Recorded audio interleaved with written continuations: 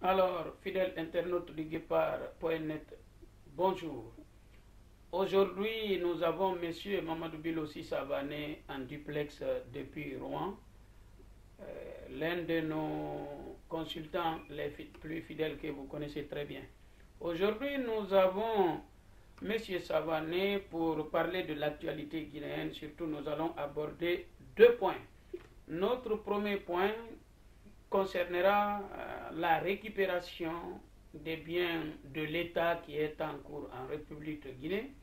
Et deuxièmement, je vais poser la question à M. Savané pour qu'il nous parle un peu de ce mercenariat en Afrique de l'Ouest dont il dénonce tant. Il accuse la junte militaire guinéenne d'importer cette histoire de mercenariat en République de Guinée. Il sera le mieux placé que moi pour nous en parler. Bonjour, M. Savané. Bonjour, M. Makanira. Alors, merci d'avoir accepté notre invitation. Je vais aller droit au but. Ces derniers temps, nous avons assisté à des mouvements de récupération, en tout cas appelés récupération des biens de l'État. Qu'est-ce que vous en pensez? Bon, dit comme ça, récupérer les biens de l'État, en soi, cela ne devrait pas poser de problème. C'est du bien en soi. Alors, il est toujours utile de savoir qui a pris quoi et comment. Alors, pour le cas guinéen, il faut citer cette question de récupération dans un contexte très particulier. Premièrement, à la suite du putsch, puisqu'il s'agit d'un putsch, les militaires, en tout cas le petit groupe qui est au pouvoir, parce que je précise que l'ensemble de l'armée n'adhère pas du tout, alors pas du tout, à ce groupe du CNRD et de Mamadi Doumbouya. Donc, c'est un groupe ultra minoritaire. Bien, alors je reviens à la question essentielle. La récupération des biens dits de l'État doit être vue non pas comme un moyen de répression contre ceux qui vous sont opposés ou que vous croyez être des opposants, et c'est ce qui se passe. Et je prends un exemple précis parce que tout le monde, depuis M. Alpha Condé jusqu'à maintenant, chaque fois que un pouvoir est en difficulté, tout de suite on fait état de récupération de biens de l'État. Et ils entendent par bien de l'État la maison construite par M. Sidi Touré sur un terrain nu qu'il a acheté. Ensuite, le cas de M. Sidi Touré, je peux en parler parce que j'ai vu les documents. Il les a mis plusieurs fois sur la place publique. Ensuite, il y a M. Cellou Dalein Diallo. Je ne peux pas tellement en parler parce que je ne sais pas exactement dans quelles conditions sa propriété a été acquise. Mais chacun sait qu'à chaque difficulté, d'abord de M. Alpha Condé, ensuite de ces putschistes, on va mettre sur la place publique des prétendus détournements de biens fonciers. Or, ça c'est archi faux. M. Sidi Touré, par exemple, a mis plusieurs fois sur la place publique les documents légaux qui attestent de sa pleine propriété. Ça, c'est indiscutable. Ensuite, on peut toujours récupérer les biens de l'État, mais ce n'est pas un pouvoir illégitime et illégal qui peut récupérer les biens dits de l'État. puisque un pouvoir illégitime et illégal, comme celui de Conakry, ne peut s'appuyer sur aucun texte légalement acceptable pour dire je veux récupérer les biens de Pierre ou de Paul. Donc cette récupération des biens pose deux problèmes. Premier problème, il y a une injustice, parce qu'il s'agit d'un règlement de compte. Je parle d'injustice ici parce que le colonel Doumbouya a tout d'un coup pris un décret personnel pour restituer les domaines de plusieurs hectares au bord de la mer Conakry à la famille de Sékou Touré. Personnellement, je ne parle pas des bâtiments qui sont sur le terrain, mais le terrain lui-même, je connais les propriétaires. C'est la famille Souman de Kaporo. C'est à eux, ce terrain. Alors, tout d'un coup, il prend les mesures, pour un décret pour dire, bon, Mme André Touré, c'est-à-dire l'épouse de Sékou Touré, est propriétaire des biens qui ne lui appartiennent pas. À supposer même que Sékou Touré ait construit une maison sur ce terrain. Mais il y a d'autres maisons là-dessus qui ont été construites avec l'argent du pays.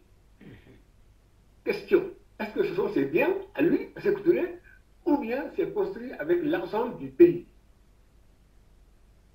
Alors, c'est en cela où je dis qu'il y a deux poids, deux mesures. Mais il n'y a pas que ça. Est-ce que, juridiquement, le colonel Doumbouya peut sortir un document, un texte attestant qu'il est fondé à parler au nom de la Guinée, qu'il montre un seul texte, un seul document, qu'il est fondé à parler au nom de la Guinée ou à représenter la Guinée. Je ne parle pas d'une prétendue charte qu'il a produite tout de suite après le putsch. Qui n'émane pas du peuple du tout. Qui n'émane pas du peuple. Le peuple n'a pas été consulté. Je ne parle pas de comment dire, bon, sans être méchant, mais c'est une sorte de bouillie de charte qui tient lieu de charte, mais un charte n'est pas opposable au pays. Un pays ne tient pas sur une charte, c'est sur une constitution. Cette constitution, elle existe. C'est celle de 2010. Constitution sur la base de laquelle M. Alpha Condé a exercé 2 mandats légaux consécutifs sans avoir signalé le moindre problème, la moindre difficulté institutionnelle pouvant, par exemple, l'avoir empêché d'exercer telle ou telle fonction. OK. Donc, la Constitution de 2010, du 7 mai 2010, est la seule Constitution qui est valable. Ensuite, monsieur le colonel Mamadi Doumbouya dit « Oh, la boussole, plutôt la justice sera sa boussole. » Très bien.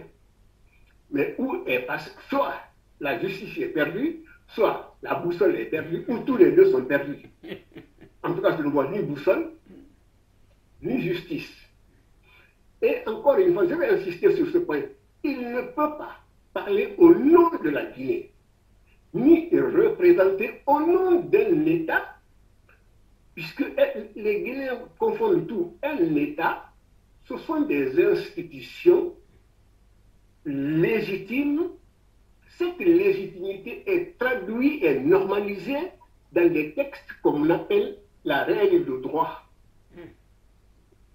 Et si cette règle de droit est adoptée par la majorité du pays, par exemple les députés, alors, dans ce texte, tous ceux qui seront nommés sur la base de ce texte sont fondés à exercer un ou des pouvoirs qui leur sont attribués par ce texte fondamental. Or, ce n'est pas le cas avec M. Doumbouya. Non pas, je n'ai rien contre M. Doumbouya, rien. Je suis moi-même un de ceux, et peut-être même celui qui a le plus incité les militaires. J'ai parlé des militaires, je ne parle pas de M. Doumbouya, puisque le colonel Doumbouya n'était pas dans l'armée, il était à côté de l'armée. Dans l'armée, on l'appelait l'intrus. Je parle donc des patriotes, pas de M. Doumbouya, il était à côté. Donc je pensais que j'ai incité moi-même ces patriotes en uniforme, qui existent peut-être toujours, à prendre, à chasser Alpha Condé, parce qu'il avait piétiné la légalité constitutionnelle. Et je leur avais dit, je maintiens, chacun peut me lire pour écouter, qu'ils avaient à chasser M. Alpha Condé pour rétablir immédiatement l'ordre constitutionnel, légal et légitime. Si le colonel Doumbouya avait fait ça tout de suite, moi je serais applaudi des deux mains, je serais celui qui le défendrait aujourd'hui. Mais qu'a-t-il fait? Aussitôt arrivé, tous les autres je ne sais pas comment il les a appelés, mais tous les autres, ceux qu'il appelle les autres, c'est-à-dire ceux qui ne sont pas avec lui, militaires ou pas, tous ceux-là ont été mis à la porte, piétinés, avec comme argument, il n'y aura pas de recyclage. Tous ceux qui étaient pour le troisième mandat ne seront pas recyclés. Or, qu'a-t-on vu? Un recours systématique à tous ceux qui militaient pour le troisième mandat. Ensuite, en ce qui concerne même ce troisième mandat, mais c'est Mamadi Doumbouya lui-même qui a permis, qui a soutenu le troisième mandat par des massacres, qui empêchaient les manifestants, qui tiraient sur les manifestants. Tous ceux qui se posaient à ce mandat, c'est lui qui les faisait arrêter la nuit avec les gens cagoulés. Et d'ailleurs, les arrestations nocturnes par une milice cagoulée, dépendant exclusivement de Mamadi Condé, Mamadi Doumbouya plutôt, de Mamadi Doumbouya, cette milice-là continue d'arrêter les gens.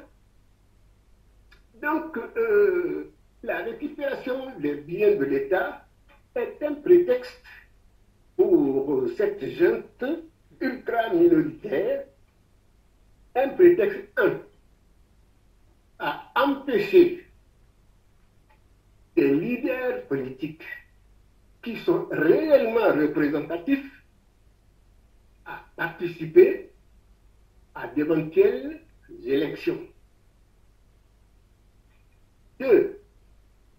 Deuxième objectif, c'est faire le vide afin que ceux que Mamadi Doumbouya et son clan soutiennent, et je les ai identifiés personnellement, je dirai un jour leur nom. Quand il aura chassé ou marché sur tous les autres, il va organiser une élection en disant voilà, c'est telle personne qui a gagné, et cette personne, tout le monde la connaît. Il y a au moins 3 personnes. Ils n'ont pas encore arrêté qui ils vont soutenir, mais c'est la Haute-Guinée. Il faut le dire, les choses, ça n'a rien de tribaliste. Ouais. Bah, de toutes les façons, les nominations parlent à notre place. Tous les postes clés du gouvernement sont occupés par les membres de son ethnie. Ça, c'est une évidence. Paraît-il, moi, je n'ai pas fait les décomptes. Le CNT aussi, à 60%, sont les membres de son ethnie. Selon ce que j'entends sur ce point, je n'ai pas comptabilisé. Donc, aujourd'hui, ce qui est regrettable, c'est qu'en Guinée, il y a des nominations ethniques. Personne ne dit ça. Celui qui dénonce les nominations ethniques, on dit « Ah, toi, tu es ethnocentrique ». C'est quand même un peu incompréhensible.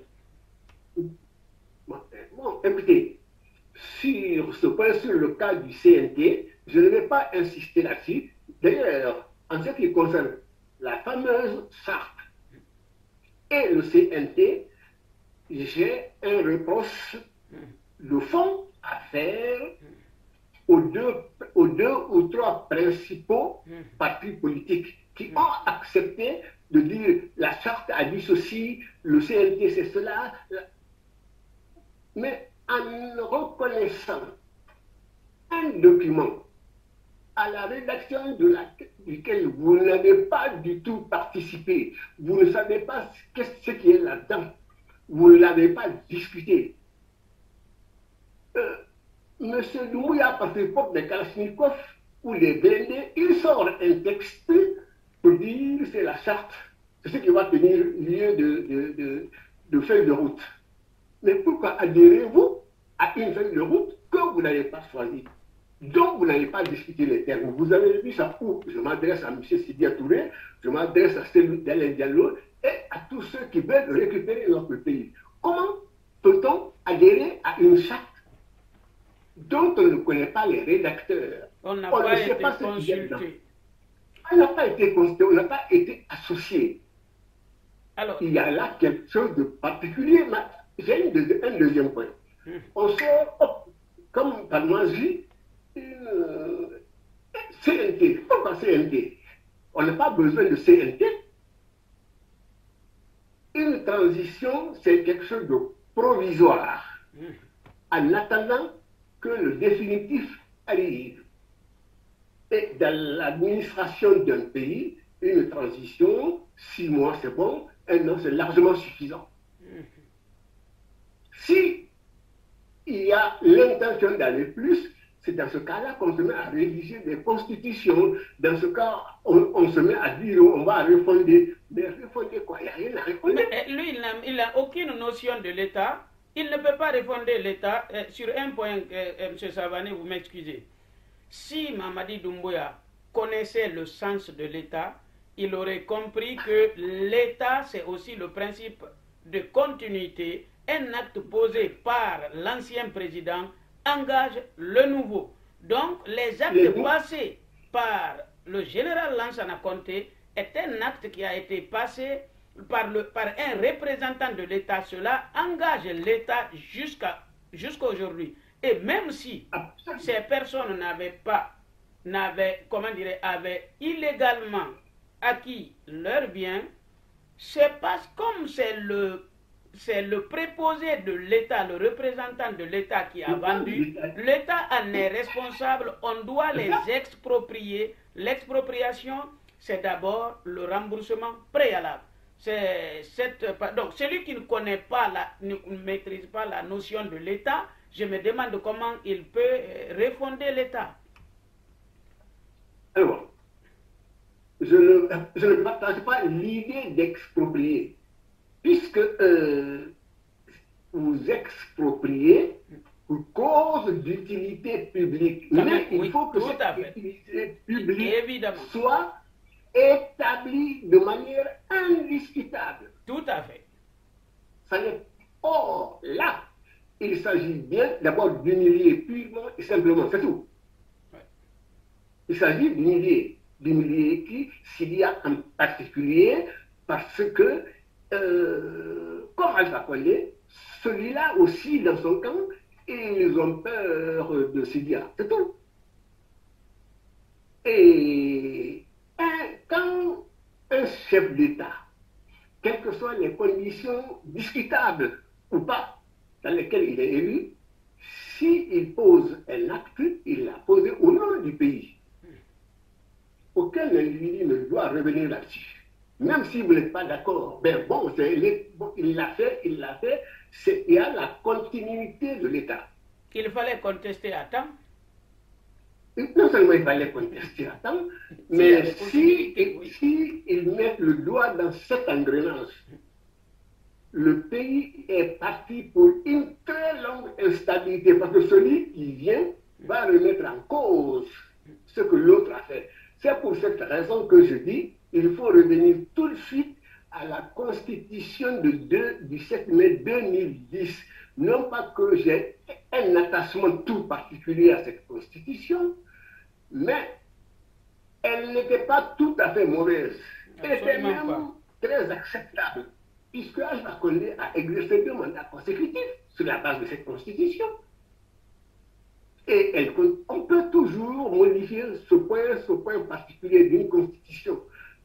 Mais venir comme ça, je vais écrire une autre constitution. Qui lui a donné l'autorisation de rédiger une constitution?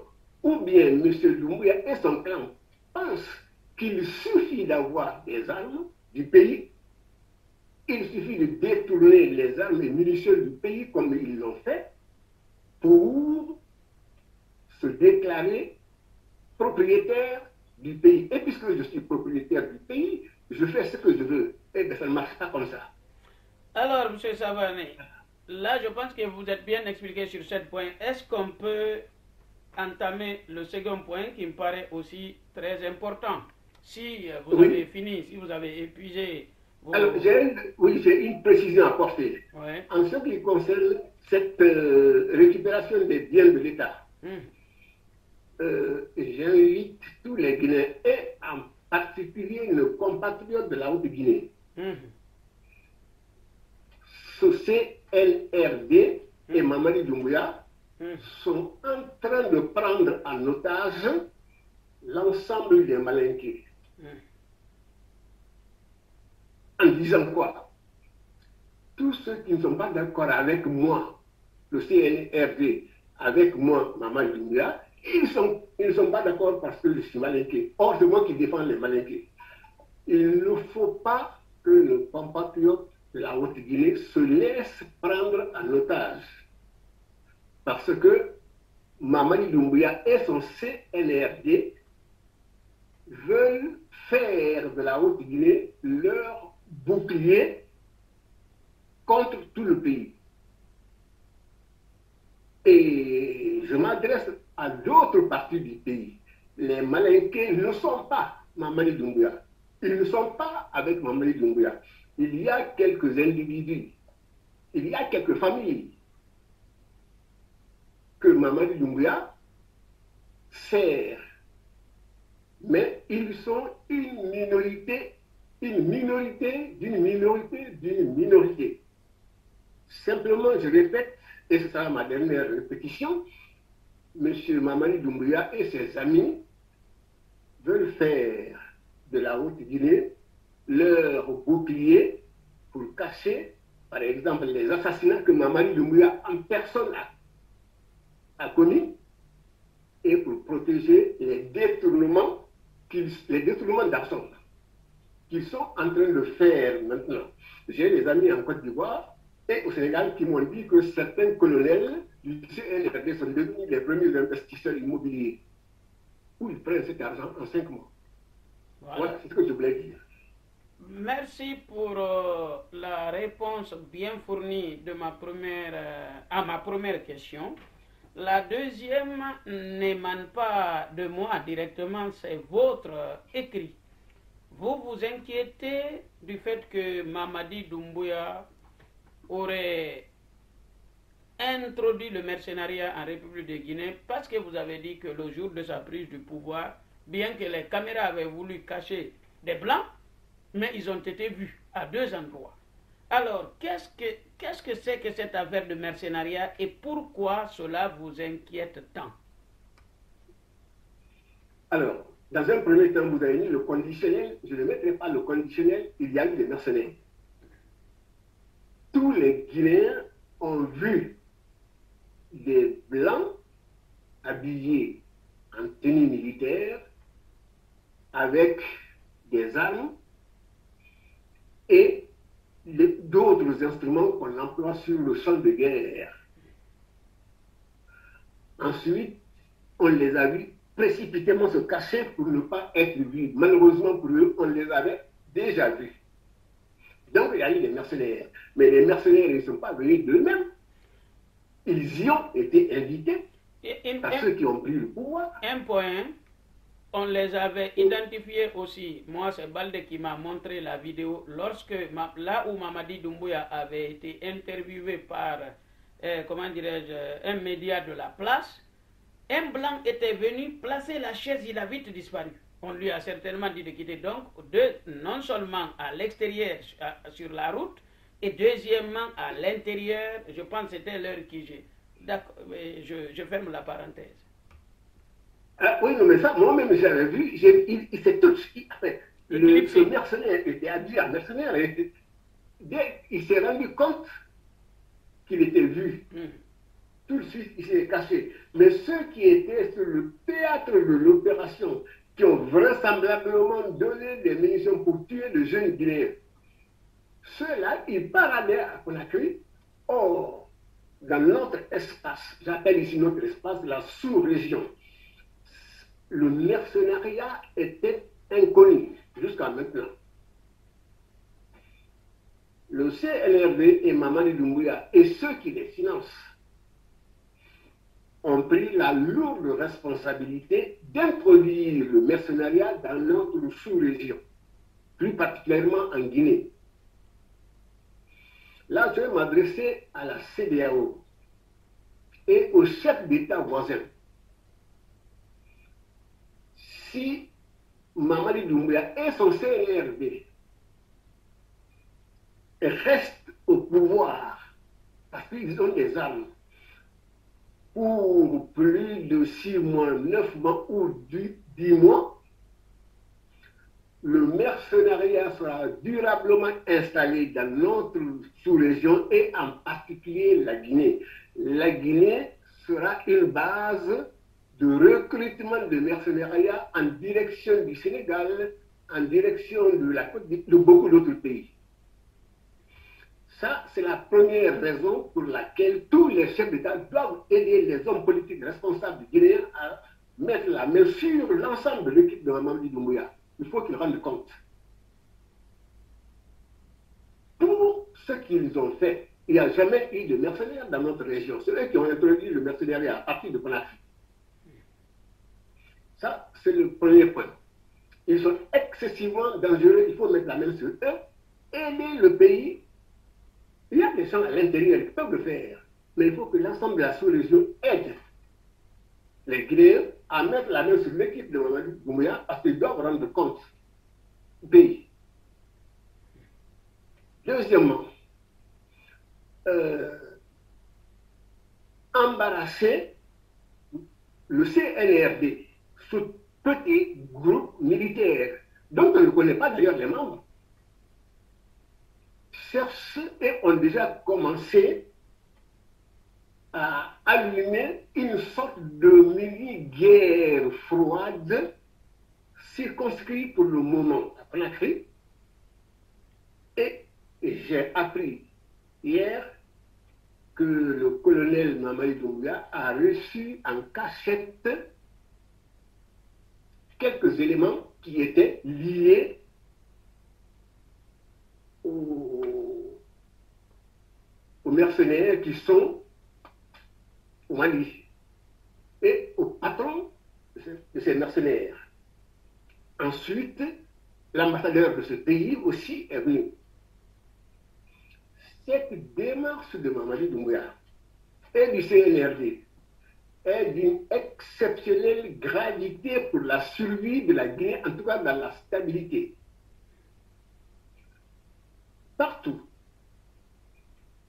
où ces pays ont mis le pied,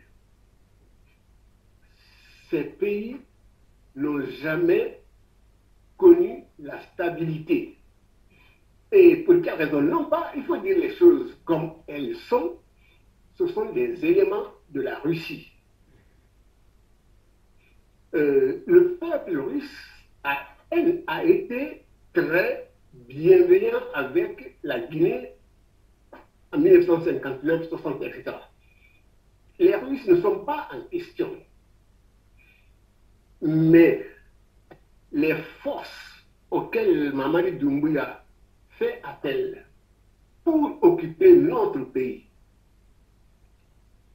ces forces-là, si Mamadi Doumbouya et son équipe ne sont pas mis hors d'état de nuire, ces forces-là vont détruire notre pays, non pas par méchanceté, mais parce qu'ils ont besoin d'extraire rapidement toutes les ressources dont eux ont besoin. Ils le feront.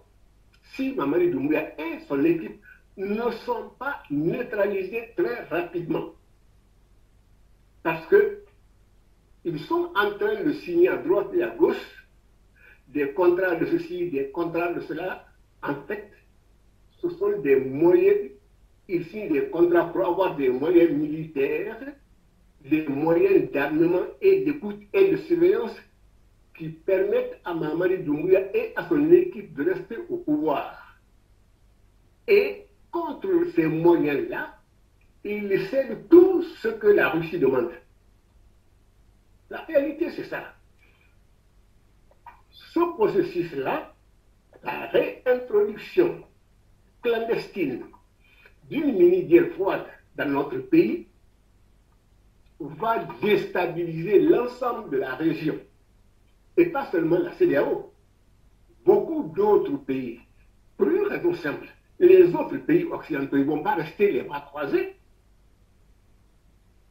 Ils vont chercher aussi, et à juste raison, à avoir leur pied chez nous. Et on est parti pour une instabilité durable. J'attire votre attention. Partout en Afrique où il y a ces forces russes, il y a une instabilité chronique. Les populations locales vont s'entretuer. L'armée russe déguisée va assurer la sécurité des régions minières que les Russes, eux, vont exploiter pour eux. Et en attendant, il y aura un gouvernement fictif avec lequel ils diront qu'ils ont signé des contrats. Voilà pourquoi, encore une fois, c'est la troisième fois que je répète, il faut que tout le pays se donne la main. Je dis bien tout le pays, je ne parle pas de Soussou ni de Malinké ni de Peul. Je dis tous les Guinéens se donnent la main pour se débarrasser de ce régime, de ce pouvoir-là. Sinon, le pire est possible, même probable. Voilà ce que je voulais dire. Bon, Monsieur Savané, on a même dépassé un petit peu le temps imparti, mais l'intervention est tellement intéressante que je n'ai pas vu le temps passer. Alors, pour aller dans, en tout cas, ce qui plaide en faveur de votre intervention, c'est que regardez partout où la Russie est présente, en Biélorussie ou ailleurs, à Damas, ils sont là pour le dictateur. La population est massacrée pour que la dictature prospère. C'est à l'image de la Russie, on ne peut pas le cacher. Donc moi personnellement, qu'on traite avec eux, c'est une chose, mais qu'ils mettent leurs pieds chez nous, c'est quelque chose que je n'approuve absolument pas, parce que c'est leur modèle antidémocratique qui a peu de considération pour les droits humains qu'ils vont essayer d'instaurer chez nous. En tout cas, M. Savané, merci beaucoup pour votre disponibilité et j'espère qu'à très bientôt, nous aurons l'occasion encore de vous tendre notre micro.